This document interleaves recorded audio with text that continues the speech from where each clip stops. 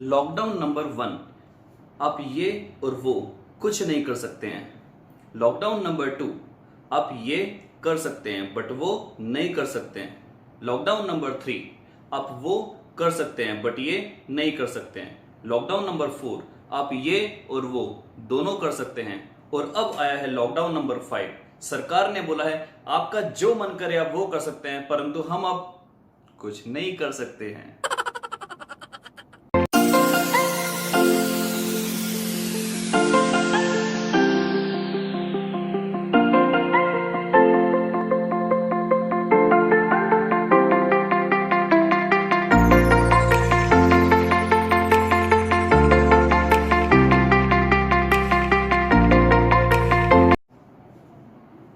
Good morning India. कैसे हो 11th के बच्चों? Welcome back to your beautiful से channel with your handsome teacher जिसका नाम है फिजिक्स बाय राहुल बंसल। करते हैं आपका चैप्टर का ending point start. Chapter 1 physical world जो है बड़ा टुच्चा मुच्चा सा चैप्टर, लेकिन उसकी 4 मेन पॉइंट्स आज हम करेंगे धराशायी।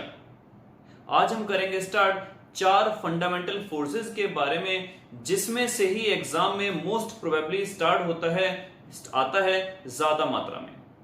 बाकी आपको मैंने बताया था कि अगर साइंटिस्टों के नाम पूछे जाएंगे, वैज्ञानिकों के नाम पूछे जाएंगे, तो आपके टीचर्स ऑलमोस्ट आपको 5-6 नाम जो इंपॉर्टेंट वाले होंगे वो बता देंगे, उनकी डिस्कवरी के बारे में बता देंगे, उनके इन्वेंशंस के बारे में बता देंगे, और उनकी देश, कंट्री, राज्य, घर, कमरे, बेडरूम सबके बारे में बता देंगे। तो चलिए स्टार्ट करते हैं 4 फंडामेंटल फोर्सेस के बारे में।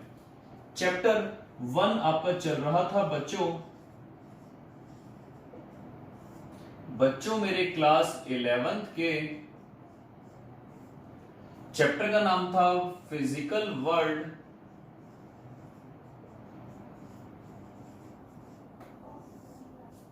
थी आपके पास 4 फंडामेंटल फोर्सेस। तो चलिए टाइम वेस्ट ना करते हुए छोटी सी क्लास लेंगे, ज्यादा लंबी नहीं लेंगे। हाँ, लेकिन कमर कस लीजिए, अपनी कमर की पेटियां कस लीजिए। नेक्स्ट क्लास से हम उड़ने वाले हैं तेजी से। खूब सारी लंबी लंबी क्लासेस लेंगे। चैप्टर इंटरेस्टिंग सा है नेक्स्ट वाला, जिसका नाम है units and dimensions, units and measurement. बहुत सारी चीजों के बारे में उसमें हम पढ़ेंगे। तो आज ही क्लास छोटी सी फिनिश करते हुए 4 फंडामेंटल फोर्सेस के बारे में बच्चों हैं आपके पास 4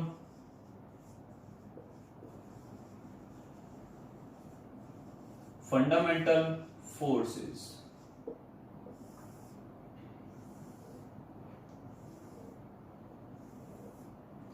पहली फोर्स है बच्चों आपके पास ग्रेविटेशनल फोर्स।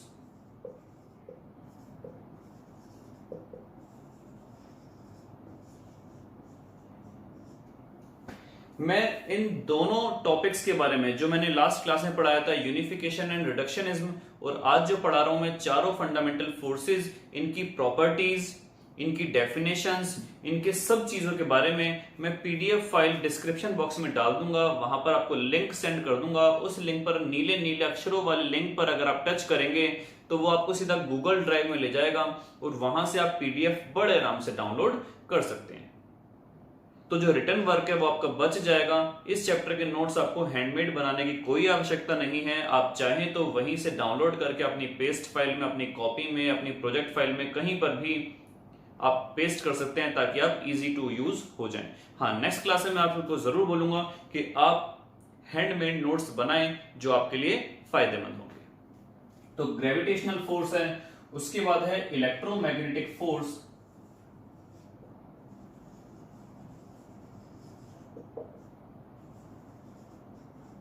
नेक्स्ट है स्ट्रॉन्ग न्यूक्लियर फोर्स,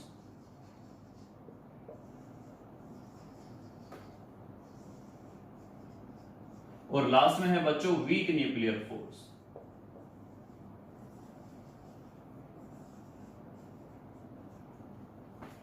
तो जैसा कि ग्रेविटेशनल फोर्स है, आपने पढ़ा होगा 9th क्लास में ग्रेविटेशनल फोर्स क्या काम करती है। चांद को हेल्प करती है घुमाने में पृथ्वी के चारों ओर, सूरज को घुमाने में हेल्प करती है गैलेक्टिक सेंटर के चारों ओर, पृथ्वी को घुमाने में हेल्प करती है सूरज के चारों ओर। जो आर्टिफिशियल सैटेलाइट्स मोबाइल के लिए, वेदर फोरकास्टिंग सिस्टम, टीवी सबके लिए हम भेजते हैं, उनको घुमाने के लिए हेल्प करती है पृथ्वी के चारों ओर। बाकी सारे प्लैनेट्स को घुमाने में हेल्प करती है सूरज के चारों ओर, और हमें चिपकाए रखती है फेविकोल की तरह, हमें ठप्पे में चिपकाए रखती है। किसके साथ? जी हाँ, हमें चिपकाए रखती है वो पृथ्वी के साथ। तो ग्रेविटेशनल फोर्स की डेफिनेशन आपने बच्चों पढ़ी थी 9th क्लास में कि it is defined as that attractive force. Attractive का मतलब क्या हुआ? आकर्षण करने वाली फोर्स जो चिपकाए रखती है। It is defined as that attractive force which is completely depends on mass, which is directly proportional to the product of the mass and inversely proportional to the square of the distance between them। तो ये थी आपके पास कुल मिलाकर gravitational force. इसकी हम properties के बारे में एक बार जान लेते हैं। ग्रेविटेशनल फोर्स कैसी होती है? ये कंजर्वेटिव फोर्स होती है।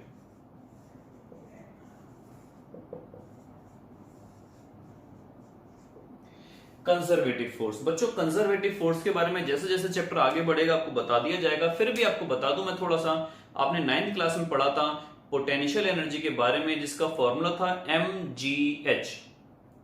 तो इसमें क्या था कि अगर कोई बॉडी मैंने जमीन से उठाई 5 मीटर की हाइट तक, उसका मास सपोज करो है फलाना, उसकी हाइट सपोज करो है ढिमका, और ग्रेविटेशनल वैल्यू की जो छोटा जी है उसकी वैल्यू है 9.8 या 10, तो उसमें पोटेंशियल एनर्जी कितनी स्टोर होती है? mgh। उसमें पोटेंशियल एनर्जी कितनी स्टोर होती है? mgh। लेकिन अगर मैं किसी बच्चे को बोलूं बेटा इस हाइट तक उठाओ, लेकिन वो शैतान सा बच्चा आप लोगों की तरह वो उठाता है ऊपर फिर नीचे, फिर ऊपर फिर नीचे, फिर दाएं फिर बाएं, फिर ऊपर फिर नीचे, फाइनली वो शैतान बच्चा उसी हाइट तक उठा देता है जहां तक मैंने उसको बोला था। तो क्या उसने ज्यादा वर्क डन करा? क्या ज्यादा पोटेंशियल एनर्जी स्टोर है उस मार्कर में, या उतनी ही स्टोर है अगर सीधा उठाया गया होता? तो आंसर है उतनी ही स्टोर है। पाथ पे डिपेंड नहीं करा, केवल किस पर डिपेंड करा? Initial point and final point पर। तो इसका मतलब क्या हुआ कि वो चीजें या वो फोर्सेस या वो सिस्टम जो केवल पाथ पे डिपेंड ना करते हुए इनिशियल और फाइनल पॉइंट पर डिपेंड करता है वो कहलाता है बच्चों कंजर्वेटिव फॉर्म, या कंजर्वेटिव फोर्स, या कंजर्वेटिव फील्ड, या कंजर्वेटिव एनर्जी। सेकंड अगर मैं बात करूं तो इसका सोर्स कौन है बच्चों? सोर्स है इसका मास, क्योंकि एक मासफुल बॉडी दूसरी मासफुल बॉडी पर ही ये फोर्स लगाती है। तीसरी अगर मैं बात करूं इसकी रेंज क्या है? इसकी रेंज है इंफिनिटी। इंफिनिटी का मतलब क्या हुआ? इनफाइनाइट का मतलब क्या हुआ? आपने देखा है सूरज भी चांद पर फोर्स लगा रहा है दूर दूर तक, ये नहीं कि पर्टिकुलर डिस्टेंस तक, कितने भी डिस्टेंस तक ये फोर्स लगाई जा सकती है। बात करूं तो does not need any medium, does not need any medium. और अगर फिफ्थ पॉइंट की बात करूं तो इसका मतलब क्या हुआ? It follows inverse square law.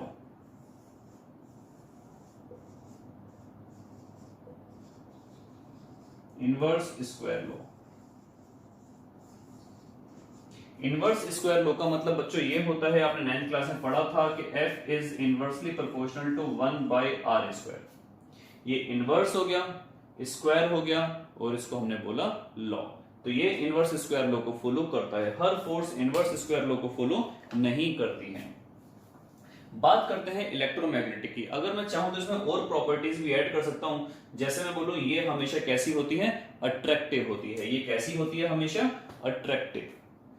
Her force हमेशा अट्रैक्टिव नहीं होती है, हर फोर्स हमेशा रिपल्सिव नहीं होती है। मैं पीडीएफ सेंड कर दूंगा, उसमें बहुत सारी प्रॉपर्टीज इनकी लिखी हुई हैं। सेकंड है आपके पास इलेक्ट्रोमैग्नेटिक फोर्स। इसका ये भी कंजर्वेटिव होती है। अगर मैं बात करूं ये भी आपके पास कंजर्वेटिव होती है। इसका सोर्स क्या है? इसके सोर्स हैं charge particles, electron and protons. Electron और इलेक्ट्रॉन, प्रोटॉन और प्रोटॉन एक दूसरे को रिपेल करेंगे, जबकि इलेक्ट्रॉन एंड प्रोटॉन एक दूसरे को अट्रैक्ट करते हैं। तीसरा आ गया, इसकी रेंज भी इनफाइनाइट होती है बच्चों।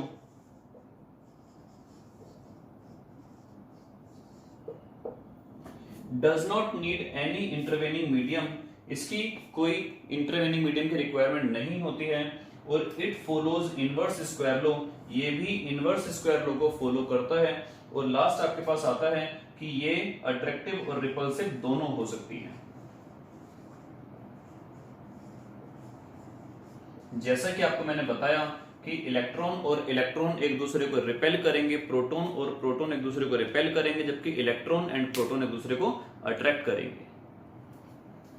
नेक्स्ट आता है स्ट्रॉन्ग न्यूक्लियर फोर्स। कभी आपने बच्चों सोचा है कि न्यूक्लियस के अंदर बहुत सारे प्रोटॉन्स रहते हैं। अगर न्यूट्रॉन्स को हम साइड में करते हैं, क्योंकि न्यूट्रॉन्स पर तो कोई चार्ज होता नहीं है, तो प्रोटॉन्स पर चार्ज होता है पॉजिटिव। तो एक कमरे में एक सारे इतने साथ कैसे रह लेते हैं, और वो भी छोटा सा कमरा।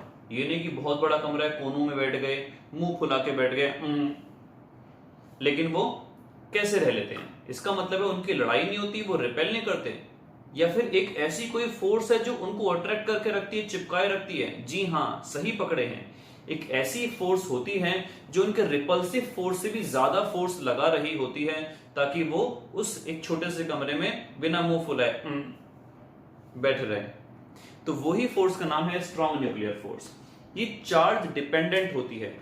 सोर्स की अगर हम बात करें तो ये चार्ज डिपेंडेंट होती है। हम इसकी अगर बात करें, ये चार्ज डिपेंडेंट होती है। चार्ज डिपेंडेंट का मतलब क्या हो गया कि प्रोटॉन इस फोर्स को फील करेगा, न्यूट्रॉन भी इस फोर्स को फील करेगा, लेकिन इलेक्ट्रॉन इस फोर्स को डज नॉट फील, वो इसको फील नहीं करेगा। बात करें बच्चों इसकी रेंज की, तो इसकी रेंज होती है छोटी, 10 की पावर -15 मीटर। ये होता है हमारा size of the nucleus. Nucleus का साइज जो होता है वो 10 की पावर -15 होता है। उतने डिस्टेंस में ही अगर प्रोटॉन्स रहेंगे तो अट्रैक्टिव फोर्स लगेगी, लेकिन अगर उससे डिस्टेंस थोड़ा बड़ा हो जाएगा तो फोर्स वापस रिपल्सिव हो जाएगी और न्यूक्लियस पटाख देने से टूट जाएगा। तो इसका मतलब क्या हुआ कि अगर उस पर्टिकुलर साइज में होगा तो हमेशा ऐसा होगा कि वो फोर्स कैसी होगी, अट्रैक्टिव होगी, लेकिन अगर उससे बाहर निकल जाएंगे तो फोर्स कैसी हो जाएगी, रिपल्सिव हो जाएगी। तो ये था आपके पास रेंज 10 की पावर -15 मीटर। आगे हम बात करें does not need any medium. ये कुछ प्रॉपर्टीज इन दोनों में काम नहीं करती हैं, इनके लिए हम कुछ सेपरेट प्रॉपर्टीज के बारे में पढ़ेंगे। इनवर्स स्क्वायर लॉ को फॉलो करती हैं।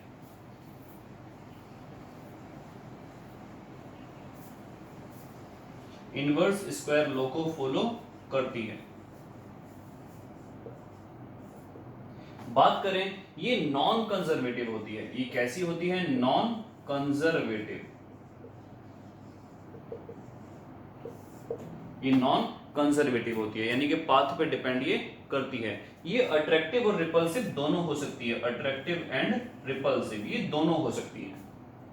बात करते हैं बच्चों वीक न्यूक्लियर फोर्स की। वीक न्यूक्लियर फोर्स आपको कभी नजर नहीं आएगी, इवन आपको ज्यादा कभी पढ़ने में भी नहीं आएगी। आपको बता दूं रेडियो एक्टिव डिके होता है। रेडियो एक्टिव डिके का मतलब क्या हो गया? आपने देखा होगा कि आपके रिमोट कंट्रोल में अंधेरे में कुछ हरे हरे बटन चमकते हैं, रेडियम, वो ट्रिटियम भी हो सकता है। आपकी घड़ी के अंदर कुछ हरे हरे दाने से चमकते हैं। इवन कुछ पजामे, कुछ लोअर रिबॉक के, एडिडास के, नाइकी के भी ऐसे होते हैं, उनमें भी कुछ ऐसा ग्रीन ग्रीन से शेडिंग होती है।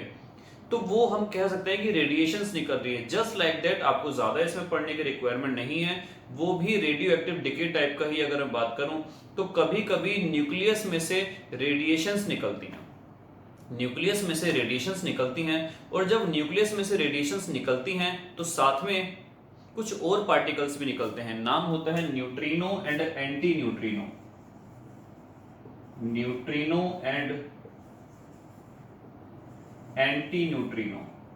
और जब ये पार्टिकल्स निकलते हैं तो बाकी सब पार्टिकल्स के साथ इनका इंटरेक्शंस, जब रेडियो एक्टिव डिके होता है तो न्यूट्रिनो और एंटी न्यूट्रिनो निकलते हैं, और इनका आपस में इंटरेक्शन या बाकी सारे पार्टिकल्स का साथ इंटरेक्शन ही कहलाता है वीक न्यूक्लियर फोर्स। आपको ज्यादा इसमें पढ़ने की रिक्वायरमेंट नहीं है, इंपॉर्टेंट है ये तीनों, और इन तीनों में से भी बात करूं तो सबसे ज्यादा इंपॉर्टेंट है ये दोनों।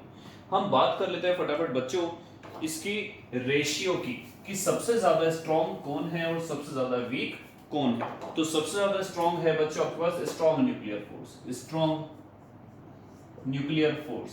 सेकेंड नंबर पे आती है आपके पास इलेक्ट्रोमैग्नेटिक फोर्स। थर्ड नंबर पे आती है आपके पास वीक न्यूक्लियर फोर्स, और फोर्थ नंबर पे आती है आपके पास ग्रेविटेशनल फोर्स। अगर रेशियो की बात करें, बड़ा इजी है समझाना। स्ट्रॉन्ग न्यूक्लियर फोर्स की वैल्यू अगर मैं 1 दे दूं, इसकी वैल्यू हो जाएगी 10 की पावर -2, इसकी वैल्यू हो जाएगी 10 की पावर -13 और इसकी वैल्यू हो जाएगी 10 की पावर -39।